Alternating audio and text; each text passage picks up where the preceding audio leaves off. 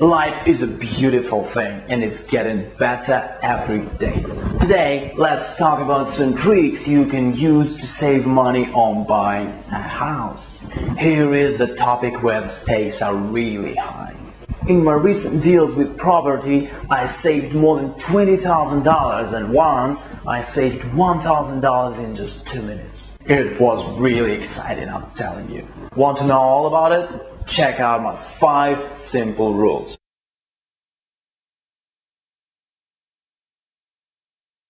Usually, the owner wants to have as much money as possible, and the real estate agent wants to have his commission as soon as possible. So he might be your ally in negotiations with the owner.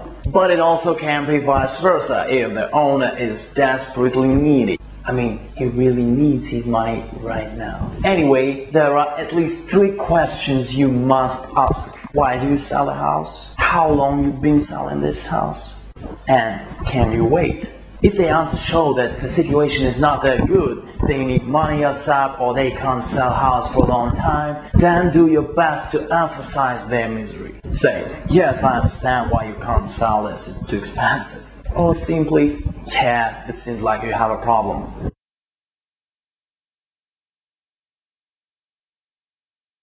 Owner is never really positive about his price, so do your own market research and find at least 3 offers which are cheaper than this one. And it doesn't really matter if these houses are not that good as this one. You just have to show that the price is a priority for you. And it would not be a problem if you would round these numbers down. I mean, not $265,000, but around $250,000. Trust me, you can always say, I changed my mind and agree with that price, so don't be afraid to act a fool.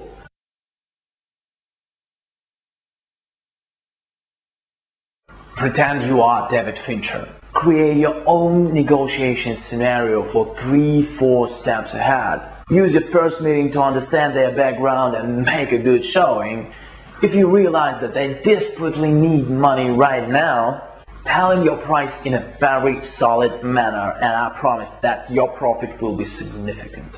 If they're not really needy, you have to say that it's quite expensive and you have to show this place to your spouse, even if you don't have any.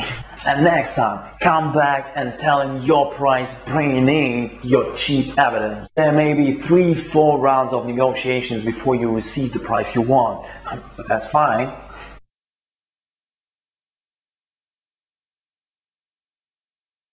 No is probably the most powerful word if used accordingly. Even if you really want to say yes, try to say no first. Say it politely and regretfully, but firmly, and you'll see how supple may be your counterpart. Just make sure you explain that the reason is the price which is too high.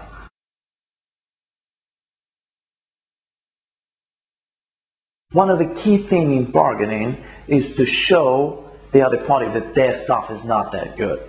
It is nice, but not exciting. It is interesting, but not better than the others. You like it, but it's too expensive.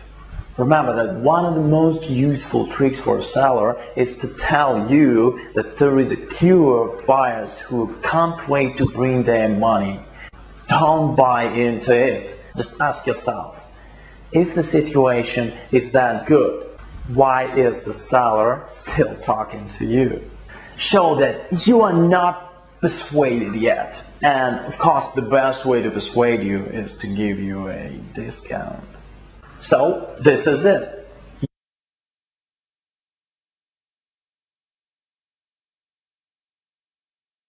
Use these 5 simple rules and I promise that your savings will come up soon. And for more helpful tricks, please check out our car buying rules video. Cheers!